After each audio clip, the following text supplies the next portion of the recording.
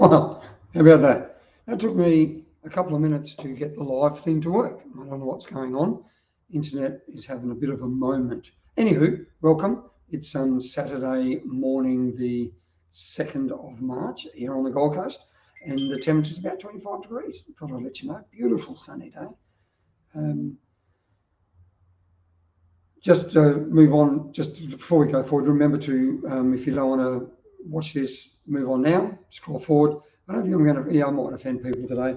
The subject I'm talking about is child support, and that's going to offend and push buttons for quite a few people, maybe even myself. But if you're here looking at it, do me a thumbs up, that'll be sensational. And then we know where we're going with that. So anyway, so last week, there was no live last week. I tried to do one. I'm just turning this off, so that I don't get annoyed by all the callers. And I don't even know how to do that. How do I do that? Ah, there. Okay.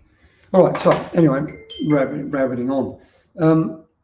So last week I was in Maryborough, and that's where my wife and I will be moving eventually. And I just would like to show you Maryborough, so you can have a bit of a look at what this is, if you don't know where we are. Maryborough is in Queensland. This is the little town. It's about 28,000 people, and we'll be living in this little place out here called Dunmora. So this is on the east coast of Australia, and I'll just zoom out a little bit so you can sort of see where this up here is Maryborough, just under this town called Hervey Bay, and down here is the Gold Coast, and the star is obviously where I am now. That's roughly where I'm living. So we're moving about 3 hours north of the Gold Coast and about 2 hours or so north of Brisbane. And out in that little country town, Maryborough, and this little place out here, Dunmora, there's no town water. Everything's caught by rainwater. There's no deep sewerage. And those of you who understand like the deep sewerage thing, there's nothing out there but a septic tank or a drop tank. It's not a drop tank, it's a septic tank. It's a really cool system. And there's no internet. Right? There's no fibre, there's no NBN or what the equivalent, and wherever you're watching this is, there's none of it. So we rely totally on satellite. And the people we'll be staying with for the first couple of months or so have got a satellite plan that works so long as there's no clouds in the sky. And that's pretty good when it works. And I've looked into Starlink, which is the Elon Musk one, and I didn't have time to set that up last week for the live last week. But when I'm up there next, I'll try and set that up and see how that works through inclement conditions and see if I can actually do a live. If when we're up there the lives don't seem to work, or I have to drive somewhere to do it, I might just do videos and then just post them at this time on a Saturday morning, and hopefully then we'll schedule them to be posted on this time. So I'll still be consistently doing stuff, rabbiting on doing this sort of conversation. Good morning, Kookaburra. Good to see you here. Thank you for putting your comments in. Ray Bond, thank you for watching too. It's hard to get this running between all of you, but I really appreciate you being part of this process. Anyway, so today, I want to talk a little bit about child support, and I guess it's child support everywhere, and I would like to think that people don't have to experience the dread of child support, but it's a big issue for men, I believe, more so than women. Now, there is a percentage of women that pay child support, but I'm looking at my 80-20 ratio, and it may be that 20% of women who or mothers leave and then they pay child support to the father. I don't think it's that high. Anyway, it relates to everybody in this dynamic, this child support thing. We had a conversation with some people last week about child support, and it got relatively heated, and I was accused of not seeing the forest for the trees because I had an experience of child support that wasn't particularly positive, and with the court system and all that sort of stuff. But I don't believe I was tainted to the point where I couldn't come at the discussion from an objective point of view. So initially, child support is there to support the child, which 100% agree. There's no question about it, and everybody has a responsibility to support that child. Now, given that divorces are so high now, and they're probably increasing, I don't know what the percentage now is, maybe 60% of people are going to get divorced, there's a really high chance that everybody, you, particularly your children, whoever, are going to experience a child support drama at some point in their life. And that's actually really regrettable. And I don't believe that something needs to be done to sort this dynamic out. So let me paint a little bit of a picture of how the child support, in my experience, went, and other people's views as well. We, in Australia, there's obviously everywhere, there's no fault divorce, and you can just leave because you're bored. And there's obviously the other side of that, of course. Now, I'm only generalising. Some people are brutal, some people bash their wives, and they need to be away from their children. I think that that's fine and that's fair and reasonable. There are a lot of women out there who psychologically and spiritually abuse their husbands, and they either know it and they're happy to stay with it, or they're ignorant of that emotional abuse. And that's sort of another reason why you can walk away from a marriage. So where men can be physically violent, women too can be physically violent, and men generally don't report that, but they'll get to a point like, I can't do it anymore, and the man leaves, and the woman goes, yes, I've got you. Now, she might have done that intentionally, knowing the court system here in Australia will 100% support the woman regardless. I know of people, and this is not for me, but I know of people that have worked hard for 15 years and have got 2 children under 10 and put their money into superannuation and all this sort of stuff, and the woman has created this dynamic with the man that makes him feel weak and insecure and worthless and all of these different emotions because of the way she treated him. He walks away because he can't deal with it anymore. She gets the house, 90% of his super. He's got to start again. He's got a wage. She wasn't working in that time. He now's got to pay child support to the children and give her some extra money for, I don't know if they call it in America, I don't know if they call it alimony in Australia, but she gets then paid by him to maintain a lifestyle. Now, I find that's quite criminal, because she can then go out and remarry and repeat the process. So she can do it maybe 3 or 4 times, and then she'll get a man and she'll do that system, and the system allows that to happen. And one of the people in this discussion last week was saying, yes, and that's wrong. I go, well, of course it's wrong. And because that's just, every single man then has to go and start a new life and maybe potentially a new family, of which he's then got to pay for the kids and pay for the wife. And she was saying, what do you mean pay for the wife? I'm going, well, look, and this is going to be controversial, but it's real, I believe. I'm going to lay it out the way I laid it out for her. Generally, I don't know if it's going to be 100% accurate, but let's look at a man marries a woman, and there's a contractual agreement that the man marries the woman, and before they have children, they both go and work and they put money into the house, equally shared, not a problem at all. Saving money to buy a home, nice holidays, good car, whatever it might be.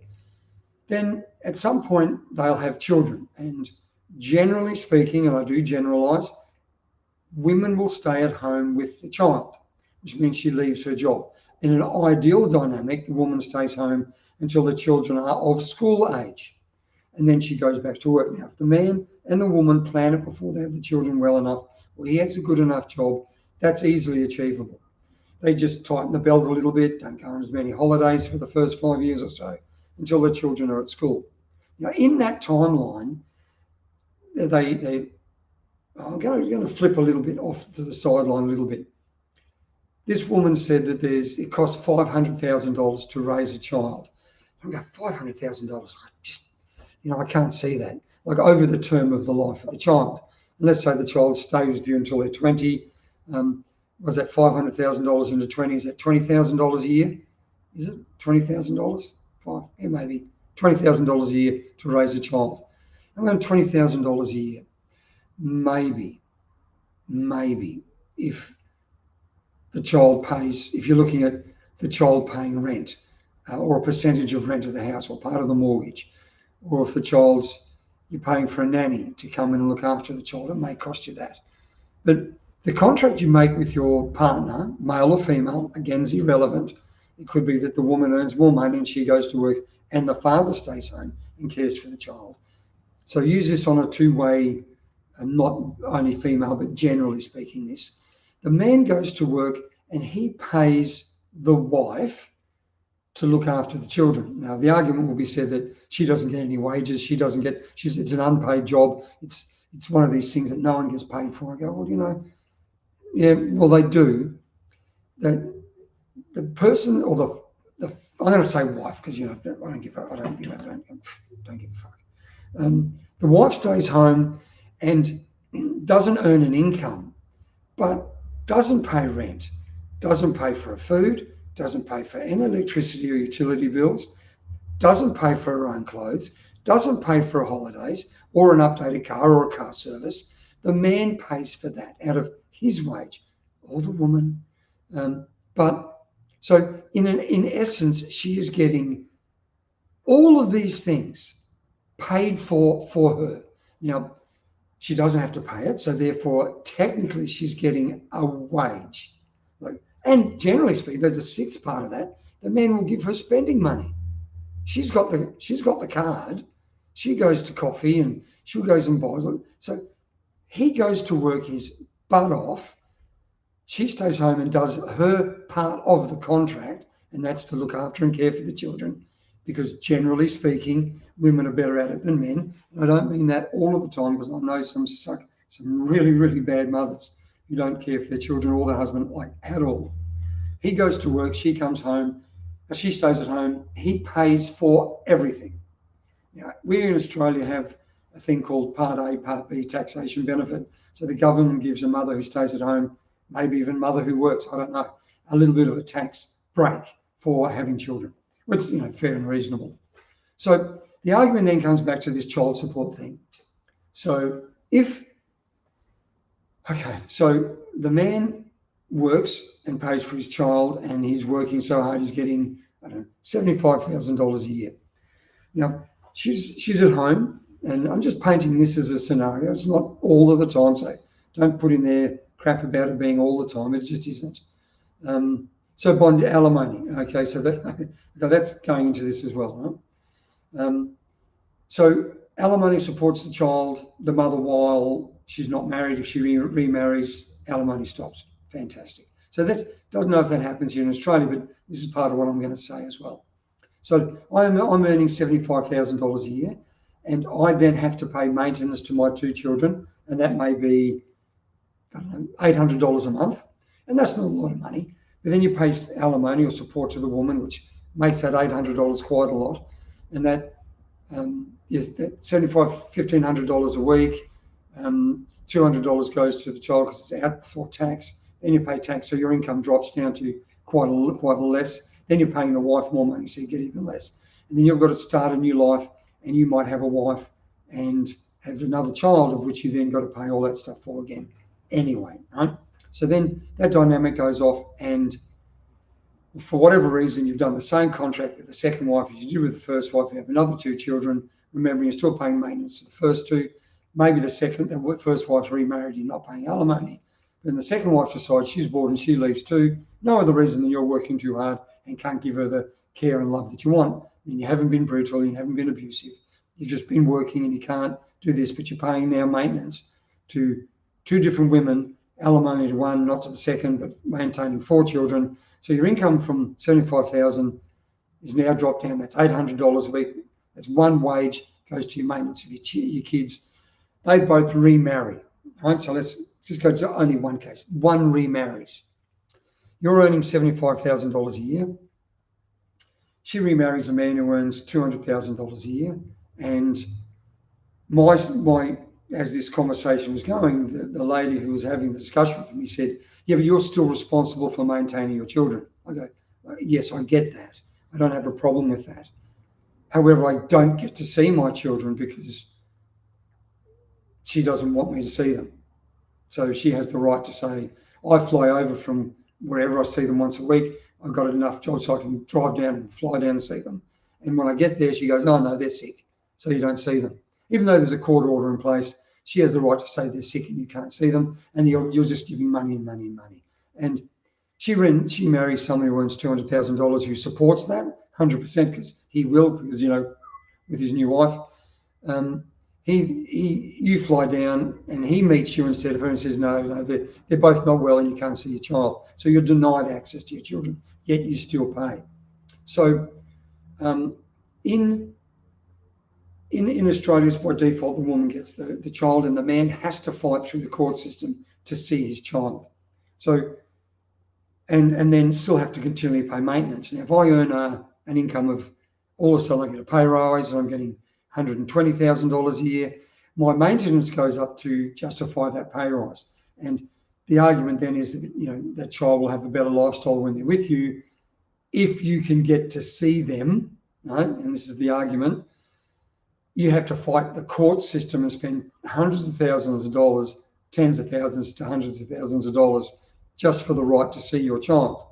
And you're still, while this is happening, you're being punished to pay more maintenance. And this person said, yeah, but it's your responsibility. And I go, yeah, it is. But look, I've got a daughter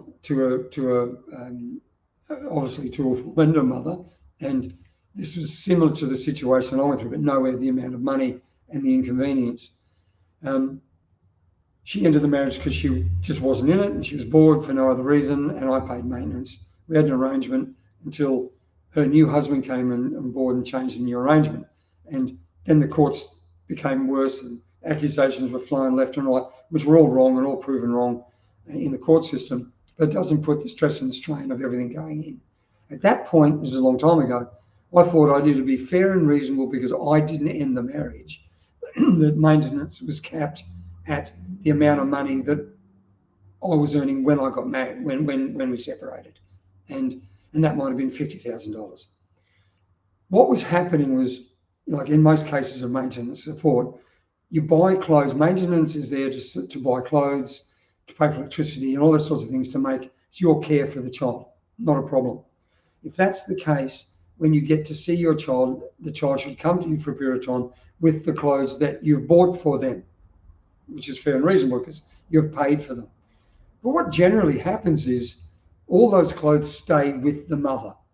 And when the child comes to see you or children come to see you, you've got to buy clothes again. So you're like double maintenance.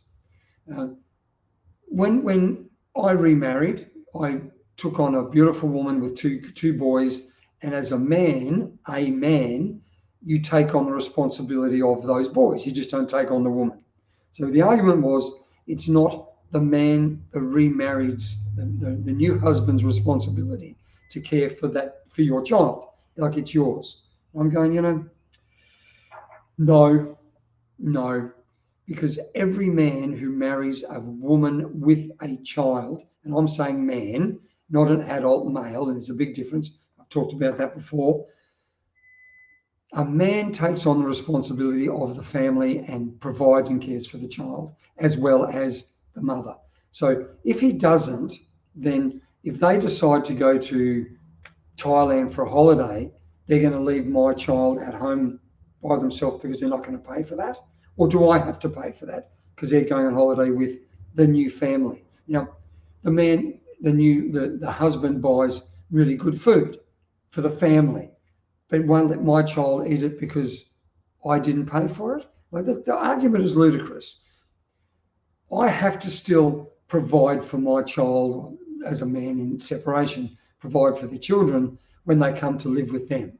So the cost to go and provide for, maybe you earn $75,000, your wife is lucky enough, the kids are at work, she's earning $100,000, and the new husband was earning $200,000. Your single income of $75,000 supports their $300,000 income. I don't see how that works. When my child is with me, I provide for them 100%. I care for them 100%. No worries. So then it went down this whole line of where do you go with that and how does it work? Maintenance is calculated on a percentage of your wage for what it takes to care for a child. Now, when I had that problem, when I was with my daughter and she was coming to live with me, the amount of money that it costs to raise a child, extra on top of what it was for me to feed myself. I ate food. I made enough for her, and it was like minimal. No more lights were on. The heater was on for me. It was on for her. I just don't see the amount of money. I cared for her. We went on holidays together. When I actually got time with my daughter for a year and a half, miraculously, her mother's income dropped from $80,000 to nothing. And then she didn't contribute maintenance to me. But why is that fair, and how is that slightly even reasonable? So as this conversation went on and on, it was getting heated, and I was still relatively neutral in the dynamic. There's lots of options. So for me, I believe 100% in every state, every country, all around the world, if a couple separates for any reason, it should be 50-50 responsibility, 100% by default. If Fred over in the corner there says, I can't do 50-50 because my work schedule won't allow me to be there for my 2-year-old, he then has to go to court to say, I can't afford to lose my job to do 50-50. I'll let my wife, my ex-wife, look after the child for 10 days or 12 days, a fortnight, and I'll have them for that. And then I will pay X amount towards maintenance for that child. So he doesn't fight for contact to have his child. He gets that child 50-50. And he can't do that because his work doesn't support it.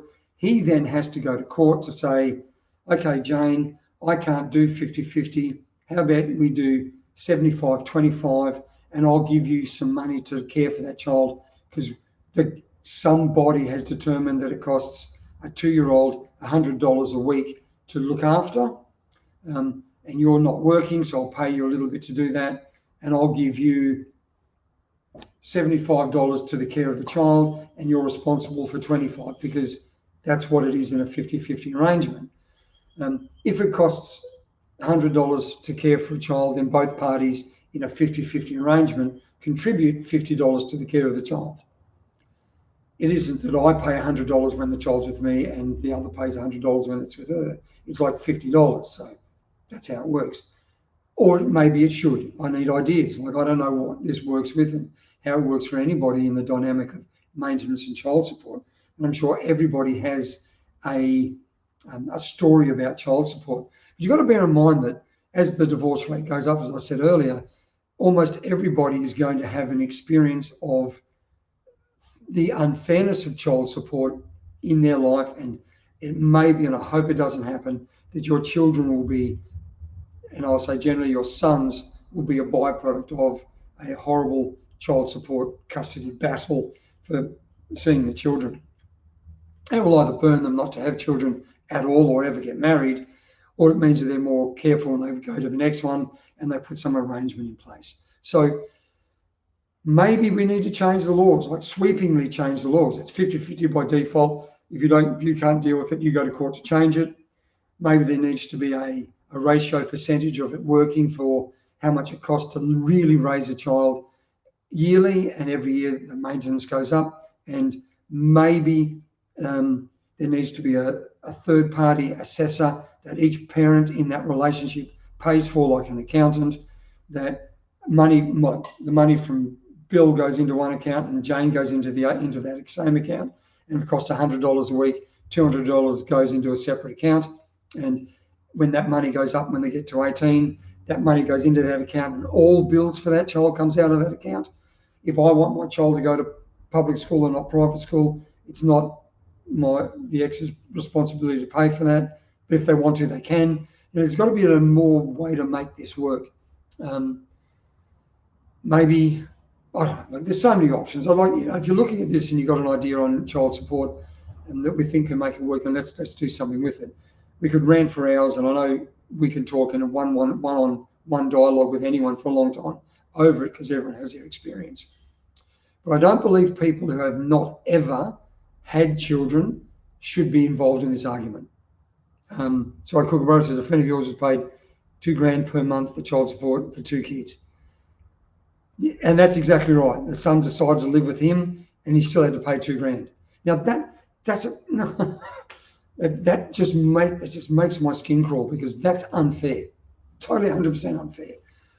And she should pay half or his maintenance should drop down to 1,000. Yeah. Anyway, so yeah, I agree. It's just there's a system, like everyone will have a story.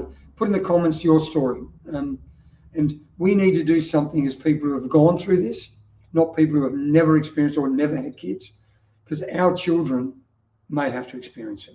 Anyway, I'm going to move on because I can, and this is going to go on forever. Please comment, put some stuff in there, like, subscribe, share if you haven't already. Notifications, because they say to do that, and please, that'd be good if you did. I'm going to start putting videos out. I say this all the time. I'm going to start doing regular, just videos, rant videos, short ones, not lives, hopefully. Anyway, so I had this thought. As I have my beautiful hair and my wonderful beard, someone criticised me the other day for my beard and my hair. They said, why are you doing that? Why, you're an old man, why are you wearing long hair? I go, because I can. And you obviously can't. 10 head, forehead, 5, 6, he's bald. I go, you're criticising me for having long hair because you can't grow your hair long. And I'm going to start to think about it.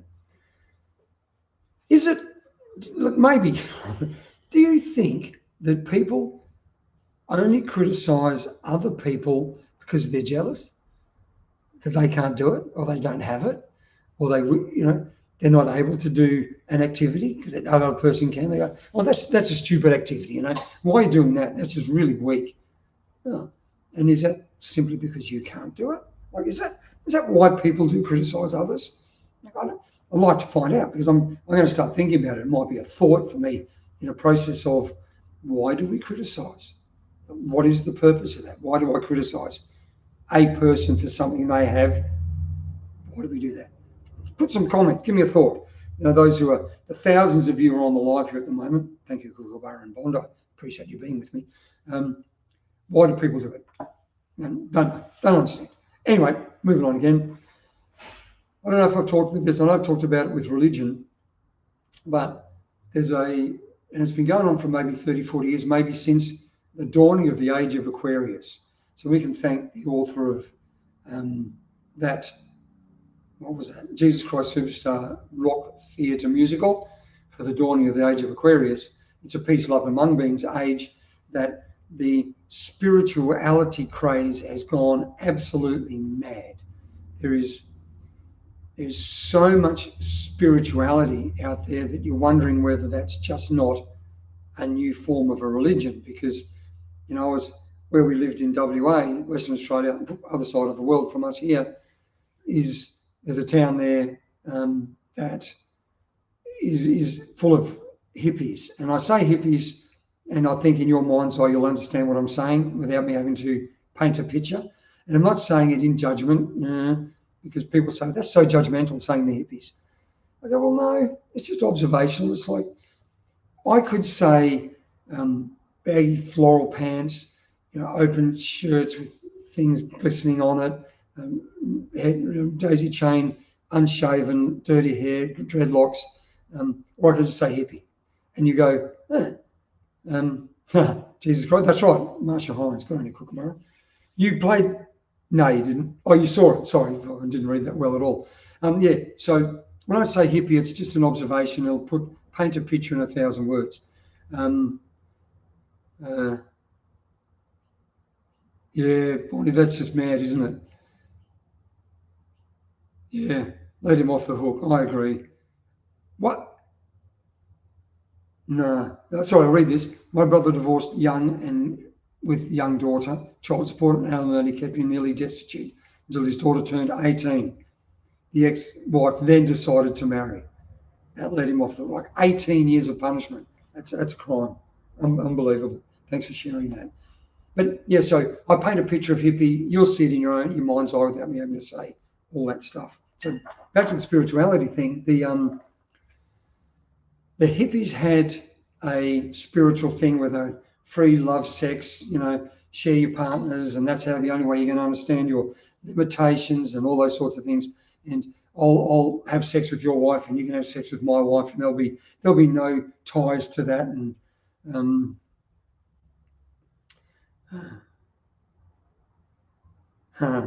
That's awesome. 47 years, fantastic, Bond. Congratulations, that's awesome. So the whole spirituality is a religion. And for me to be part of that group, of those hippies, I actually had to conform to their standard of dress. And I had to do everything that they wanted me to do so that I could be part of their spiritual club. And I'm just going, religion. So can't I come to you wearing flannelette shirt and working boots and black jeans? And they go, oh, you wouldn't fit in. I said, well, why wouldn't I fit in? Why do I have to be a type to be part of a group? And that just, to me, brings structure. And they say we're free, we have no structure, but they all do. Those of you who are looking at the spiritual aspect, they talk about channeling, and which is like talking to angels. Okay, go with that. Religion, all that. It's all the same. It's all the same. Thanks, G-Man. So what do you do with that? Like, how does all this work? Do you just go, everything is? So that's it. So if everything is, then we shouldn't criticize anything because everything is. And I was reading a novel, which I know I was reading. That's a joke. I was listening to. I can read, but I choose to listen to audiobooks. And he talked about the web. So you guys know the World Wide Web. Believe it or not, we're on it now. I don't know if you've heard of that, but the World Wide Web technically connects everybody. Good on you, Cooker, you're there. Connects everybody to everybody. Now I have a mobile phone, and everybody here now is connected. We are now connected on the World Wide Web. So if you plan that out into a World Wide Web, we are all connected. Now, spiritually speaking, because I'm a spiritual person, or I'm a religious person, or I'm none or of the either, every human being is connected in some degree, some way, shape, or form. And you know it by when you go into a room and you go, God, I feel this place. It feels awesome. And there's a connection of a like-minded people, or there's people there that are friendly and love, and you're automatically connected to them. Now, you're not literally, but there's a web of connection in that realm as well. So if everything just is, and we all just are, then we are all connected in one way, shape, or form. Then what I do to myself, I do to everybody else. Or what I do to someone out there, I'm doing to myself. So if that is even slightly possible, then everything just is, then criticism is stupid, because if I'm criticizing them, it's a reflection of me. So, it's sort of like, I know that's a ramble, but you got thoughts, hey? So let's start a dialogue in the comments section. I'd like to talk to those who have some ideas of these sorts of things. It's really interesting where it's heading at the moment. Like, apparently we killed God 150 years ago, but we've created multiple thousands of new gods in that spiritual essence and those spiritual self. So what do you think? Put some stuff in there. Let's start something, because I have to be accountable for me putting some stuff in the dialogue. So let's get into it. The electric light, the electric band signs. Now, that's really cool, because they're everywhere too, and I agree with that one. Thank you.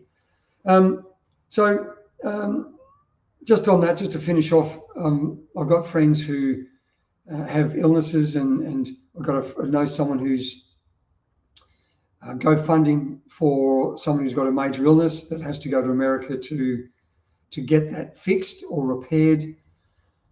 And I've talked about my mother and her passing, and I know people have gone through the same thing. But illness and disease, to me, is and I know it's probably cruel, because those of you, I'm not in it, I don't have it, but is it mostly a mindset? And we've all heard of those things of you are what you eat, you are what you think, you are what you do, not what you think, you are what you eat, and you are what you do. For my mind, it's more a case of you are what you think. And I know you can't shoot yourself in the head and think you'll survive, because that's just stupid. But that's an external influence on you. So, like, can you live forever? I don't know. I asked you the question, can we? When science will tell us that every cell in our body regenerates in over 7 years time or less, you're not the same as you were 7 years ago. Like, every cell is regenerated. So if that's even slightly true, why does it age? Does it age because we think it ages, because we've been told for the eons of life that you get old, you die? Is if the DNA can be changed to say you can live forever, and the only way you can die is by accident, a car accident, falling off a log, shooting yourself, whatever, then if you can live forever, would you? Would you choose to? Would you then decide, I've done everything I want to do, and you go, it's time to go, and you voluntarily leave? And if that's the case, why can't you do that at any stage in your life now? So there's lots of things to go with this illness and disease. And for my mind, I believe most illnesses and most diseases are a byproduct of a mindset. A wasting of a life creates a part of your body that will break down because you've wasted your life. So, and yes, Bond, I agree, life is a mindset.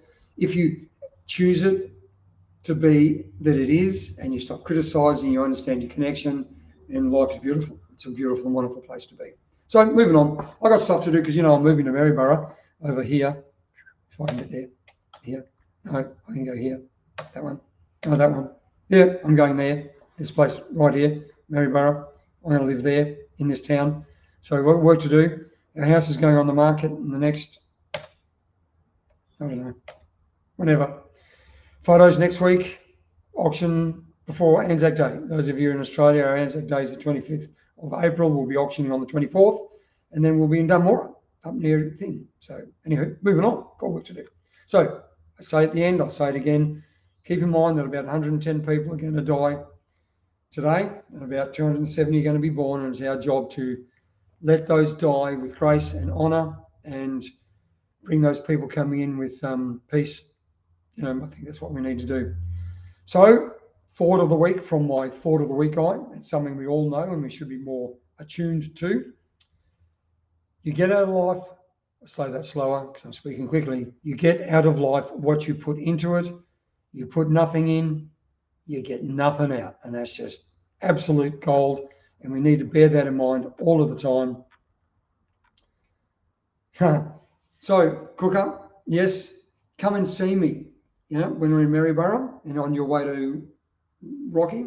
I'd love to meet you. So I will give you, we'll do a DM thingy on Instagram, Twitter, book thing. And I'll let you know where we are when we're there, and you can come and visit on your way. So that'll be awesome. So end of the day, fantastic weekend, guys. Hope you have a really good day and enjoy your journey, because it is all the journey of your choice. Peace, love, and mung beans.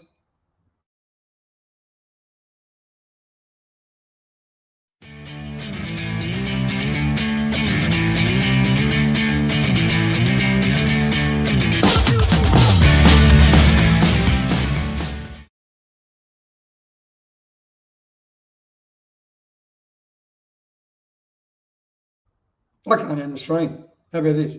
I'm here. I'm going to talk for a bit longer until I can actually end the stream, because when I'm in StreamYards, it's coming up with an error saying, an error occurred. Wait a moment, then try again. So this live could go forever until I can end the stream. Anyway, ciao everybody. Thanks for being online. We will chat again sometime in the future. I'm going to try ending the stream again. No. I'm going to refresh and try again. See you later. Peace, love, mung beans. Enjoy your journey.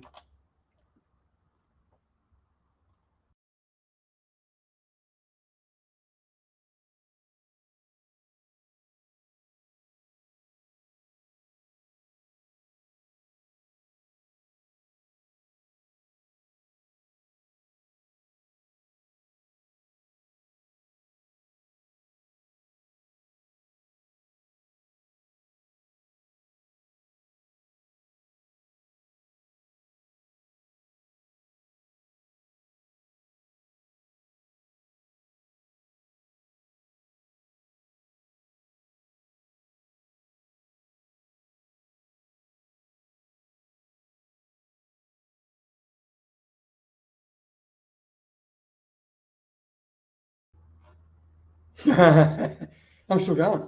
How about you love that? So we're going to end it now. I'm going to try again. Enjoy.